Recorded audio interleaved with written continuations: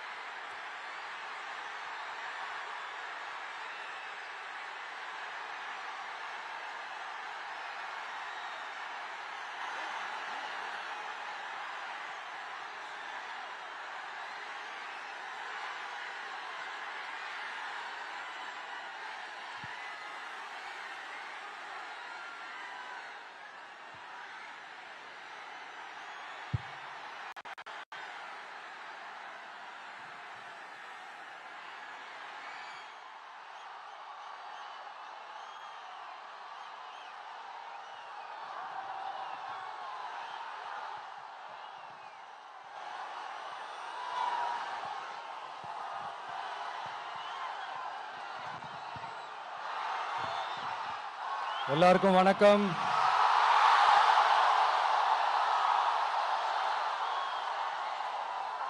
எல்லாரும் எப்படி இருக்கீங்க?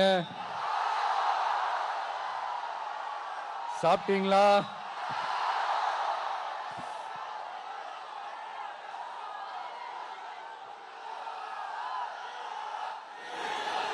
அண்ணா அவர்களுக்கு ஒரு வணக்கம், பெரியார் அவர்களுக்கு ஒரு வணக்கம்.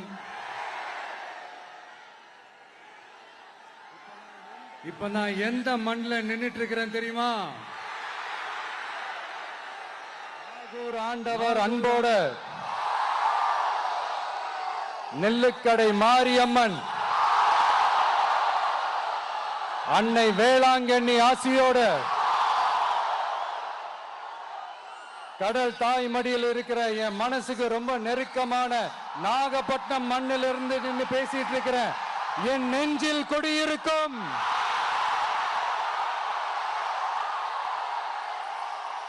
உங்கள் அனைவருக்கும் என்னைக்குமே ஒரு மீனவ நண்பனா இருக்கிற இந்த விஜயோட அன்பு வணக்கங்கள். இந்த கப்பல் இருந்து வந்து இறங்குற இந்த பொருட்களை எல்லாம் விற்கிறதுக்காக அந்த காலத்துல அந்தி கடையெல்லாம் நாகப்பட்டினத்தில் இருக்கும்னு கேள்விப்பட்டிருக்கிறேன். மீன் பிடிக்கிற தொழில், மற்ற தொழில்கள், இந்த விவசாயம், எந்த பக்கம் திரும்பினாலும் எப்படி பார்த்தாலும் உழைக்கிற மக்கள் இருக்கிற ஊர் தான் நம்ம நாகப்பட்டினம் ஊர். மத வேறுபாடே இல்லாத அனைவருக்கும் பிடித்து போன மத சார்பின்மைக்கு எடுத்துக்காட்டாக வாழ்ற உங்கள் அனைவருக்கும் மீண்டும் என்னுடைய சிரம் தாழ்ந்த ஸ்பெஷல் வணக்கங்கள். இந்த தமிழ்நாட்டில் இந்த மீன் ஏற்றுமதியில் 2வது இடத்துல இருக்கிறது நம்ம நாகப்பட்டினம் ஹார்பர் தான். ஆனா அங்க நவீன வசதிகளோட இந்த மீன் பதப்படுத்துற இந்த மாடர்ன் தொழிற்சாலைகள்லாம் இல்லை. அது மட்டும் இல்ல, இந்த அடிப்படை வசதிகள் கொண்ட இந்த வீடுகள்லாம் இல்லாம ரொம்ப அதிகமா இந்த குடிசை பகுதிகள் இருக்கிற ஊரும் நம்ம நாகப்பட்டினம் ஊரு தான்.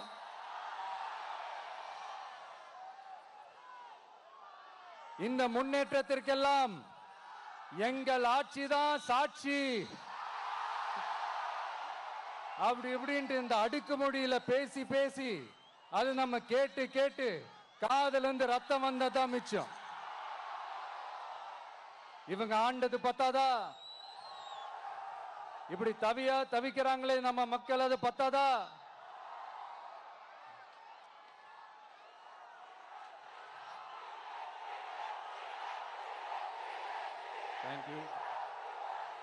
தேங்க்யூ.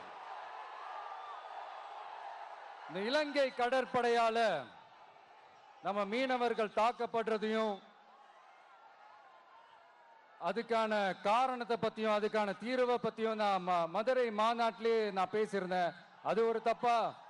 மீனவர்களுக்காக குரல் கொடுக்கறதும் அவங்களோட நிக்கிறதும் நம்மளுடைய கடமை, நம்மளுடைய உரிமை. நான் என்ன இன்னைக்கு நேத்தாங்க அவங்களுக்காக குரல் கொடுக்கிறேன்.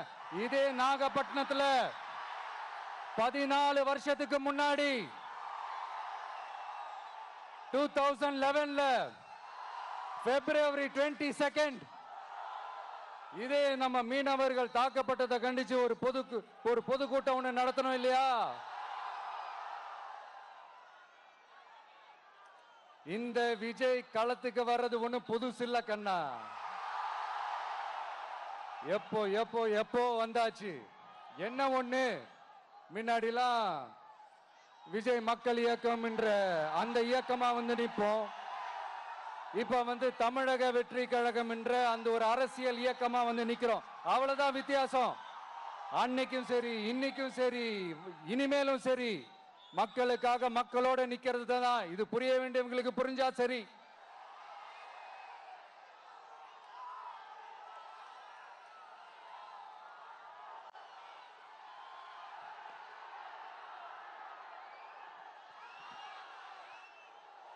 மீனவர்களுக்காக குரல் கொடுக்கிற இதே சமயத்துல நம்ம தொப்புள் கொடி உறவுகளான ஈழத் தமிழர்கள்,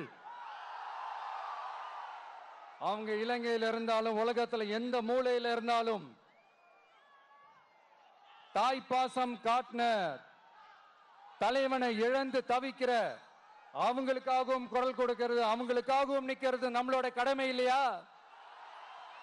மீனவர்களோட உயிர் எந்த அளவுக்கு முக்கியமோ அந்த அளவுக்கு ஈழத் தமிழர்களோட அவங்களுடைய கனவுகளும் அவங்களுடைய வாழ்க்கையும் நமக்கு ரொம்ப ரொம்ப முக்கியம்.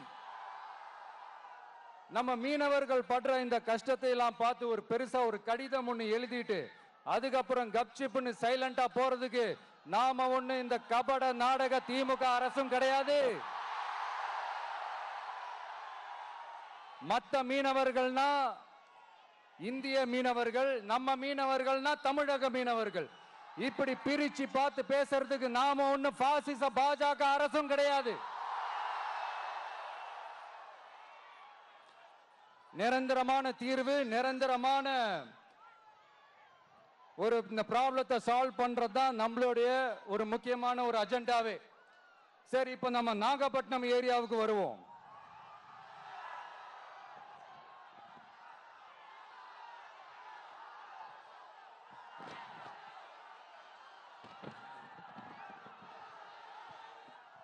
இங்க இருக்கிற மண் வளத்தை பாதிக்கிற இறால் பண்ணைகளை முறைப்படுத்தணும்.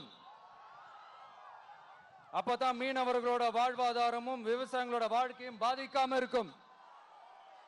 கடலோர கிராமங்கள்ல மீன் அரிப்புல இருந்து பாதுகாக்கிற அலையாத்தி காடுகளை அழிக்கிறத பத்தி தடுத்து நிறுத்தி அதுக்கு ஒரு வழி பண்ண வேண்டிய அரசாங்கத்துக்கு இதை விட ஒரு முக்கியமான ஒரு வேலை ஒண்ணு இருக்கு. அது என்ன தெரியுமா? சொந்த குடும்பத்தோட வளர்ச்சியும் சொந்த குடும்பத்தோட சுயநலமும் தான் அந்த முக்கியமான வேலை. இங்க இருக்கிற மக்களுக்கு குடிக்க தண்ணி இல்லாம தவிக்கிறாங்க. அதுக்கு தீர்வா காவிரி தண்ணியை கொண்டு வரலாம், மக்களோட தாகத்தை தீர்க்க. கொண்டு வந்தாங்களா? இவ்வளவு பாரம்பரிய கடல் சார்ந்த ஊர்ல ஒரு கவர்மெண்ட் மெரைன் காலேஜ் ஒன்னு கொண்டு வரலாம். கொண்டு வந்தாங்களா? மீன் சம்பந்தமான எந்த தொழிற்சாலையும் அமைக்கல. அமைச்சாங்களா? அட்லீஸ்ட் நிறைய பேருக்கு வேலை வாய்ப்பு கிடைக்கிற மாதிரி தொழில் வளர்த்தியாவது பெருக்கலாம். அதையாவது செஞ்சாங்களா? ஆனா ஒவ்வொரு டைமும் வெளிநாட்டுக்கு டூர் போயிட்டு வர்றப்பெல்லாம் அத்தனை கோடி முதலீடு, இத்தனை கோடி முதலீடுன்னு சிஎம் அவர்கள் சிரிச்சுக்கிட்டே சொல்லுவாரு. சிஎம் சார், மனசை தொட்டு சொல்லுங்க, வெளிநாட்டு முதலீடா இல்ல வெளிநாட்டுல முதலீடா? ஒட்டுமொத்த தமிழ்நாட்டுக்கும் முதலீடா இல்ல உங்க குடும்பத்தோட முதலீடு வெளிநாட்டுக்கு போகுதா? வேளாங்கண்ணி, நாகூர், கோடியக்கரைன்னு இங்க இருக்கிற டூரிஸ்ட் பிளேஸ் எல்லாம் கொஞ்சம் நல்லா டெவலப் பண்ணலாம். பண்ண என்ன குறைஞ்சா போயிடுவீங்க? வேதாரண்யம் பகுதியில் உப்பு ஏற்றுமதி செய்யறதுக்கு வசதியை செஞ்சு கொடுக்கலாம். செஞ்சாங்களா? நாகூர் ஆண்டவர் அரசு மருத்துவமனையில பிரசவம் பார்க்கிற டாக்டரே இல்லையா?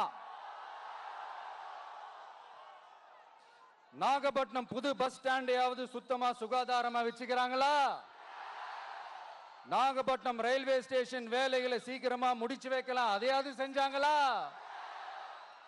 இங்க ஏற்கனவே இருந்த ஸ்டீல் ரோலிங் மில்லையும் ரயில் பெட்டி தயாரிக்கிற தொழிற்சாலை மூடிட்டாங்க. அத மறுபடியும் திறந்தா நிறைய பேருக்கு வேலை வாய்ப்புகள் கிடைக்கும். ஏன் அதை பத்தி யோசிக்கல? மேலக்கோட்டை வாசல் NH மேம்பாலம் கட்டி 50 வருஷம் ஆச்சு, அது சரியா மேம்படுத்தலாம், அதை செஞ்சாங்களா? Thanjavur to Nagapattinam NH road வேலை பல வருஷமா நடக்குது, இன்னும் முடிச்ச பாடே காணும், அதை வேகப்படுத்தி முடிச்சிருக்கலாம், அதையாவது செஞ்சாங்களா?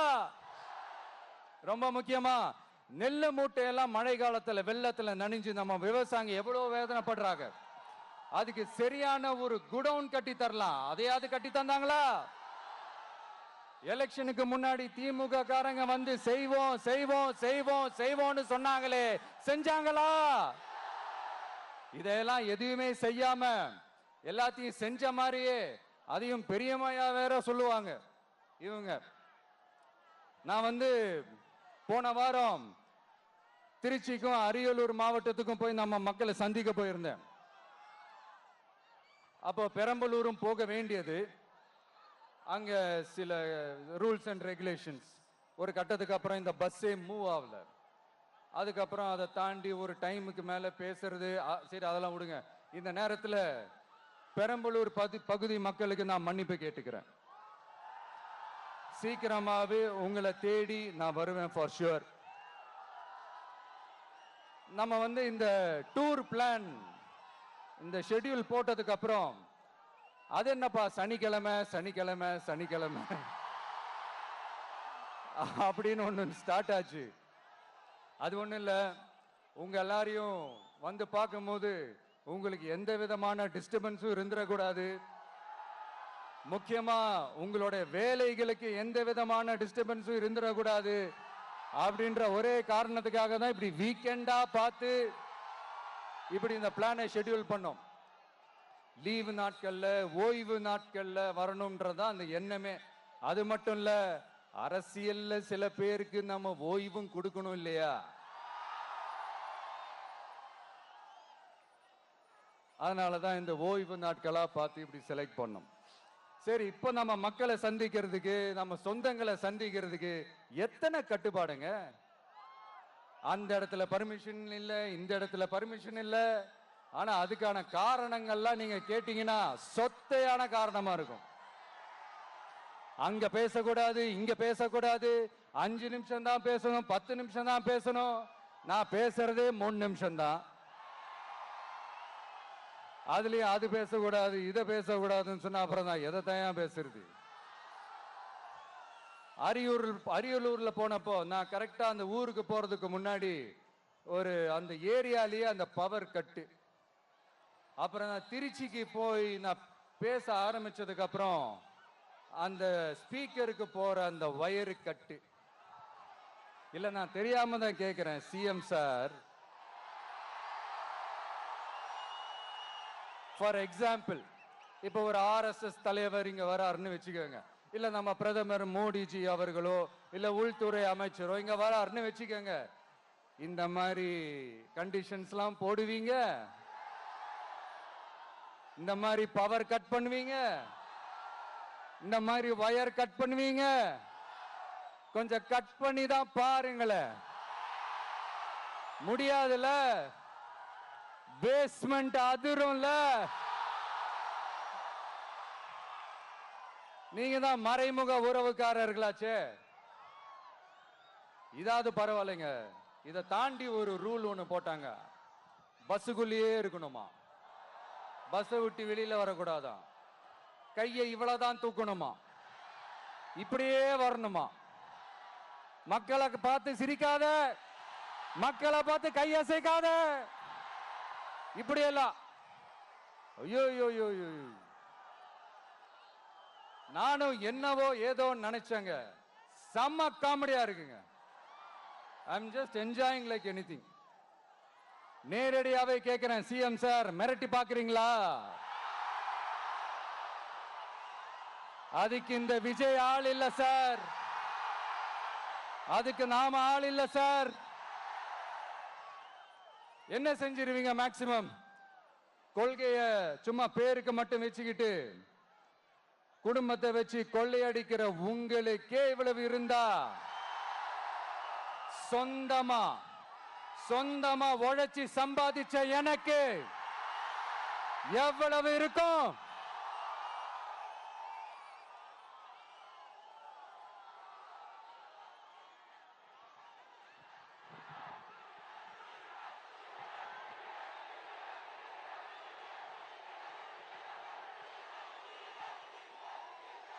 தேங்க்யூ நண்பா. என்ன நாங்க பெருசா கேட்டுவிட்டோம்? மக்கள் நிம்மதியா ஃப்ரீயா நின்று பார்க்கறதுக்கு ஒரு இடம், அதை நாங்க தேர்வு செஞ்சு அதுக்கு பர்மிஷன் கேட்கிறோம். ஆனா நீங்க என்ன பண்றீங்க? அந்த இடத்தையெல்லாம் விட்டுட்டு நெருக்கடியோட, மக்கள் நெருக்கடியோட எங்கெல்லாம் நிப்பாங்களோ அந்த இடமா பார்த்து செலக்ட் பண்ணி தரீங்க. உங்க எண்ணம் தான் என்ன சார்?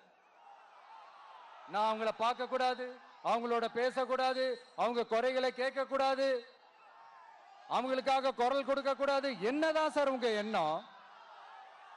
சரிங்க சார், ஒரு அரசியல் தலைவன் அப்படின்றதெல்லாம் மறந்துருங்க. ஒரு சாதாரண ஒரு தமிழ்நாட்டு மண்ணோட ஒரு மகனா, ஒரு நம்ம தமிழ் மக்களுடைய ஒரு சொந்தக்காரனா, என் மக்களை, என் குடும்பத்தை, என் சொந்தங்களை நான் பார்க்க போனா என்ன பண்ணுவீங்க? அப்பவும் தடை போடுவீங்களா? வேணாம் சார். இந்த அடுக்குமுறை, இந்த அராஜக அரசியல்லாம் வேணாம் சார். நாம ஒண்ணு இங்க தனியால் இல்லைங்க சார், மாபெரும் மக்கள் சக்தியோட பிரதிநிதிங்க சார், மாபெரும் பெண்கள் சக்தியோட சகோதரன் சார், மாபெரும் இளைஞர் இயக்கமா இருக்கிறோம் சார். மறுபடியும் சொல்றேன், 2026ல ரெண்டு பேருக்கு நடுவுல தான் போட்டியே. ஒண்ணு இன்னொன்னு,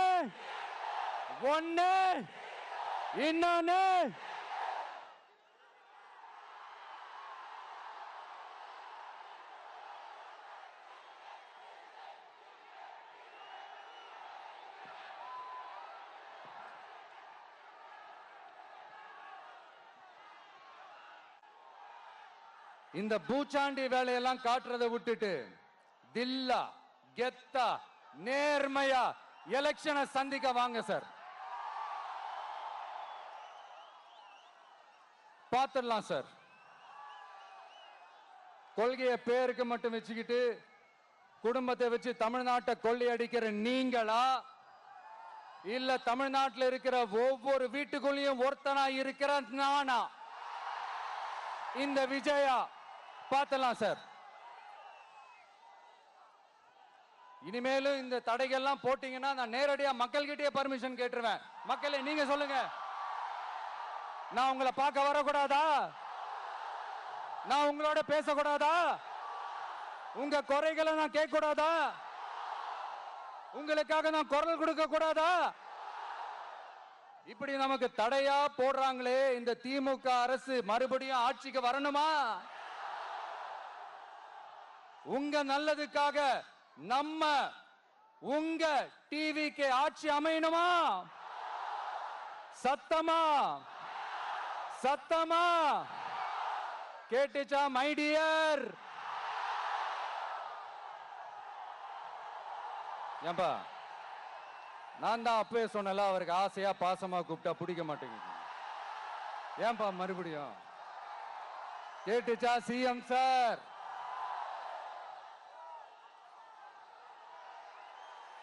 இந்த போர் முழக்கம் உங்களை ஒரு நிமிஷம் கூட தூங்க விடாது, துரத்திக்கிட்டே வரும். கான்பிடண்டா இருங்க, நல்லதே நடக்கும், வெற்றி நிச்சயம். மீண்டும் சந்திக்கும் வரை நன்றி, வணக்கம்.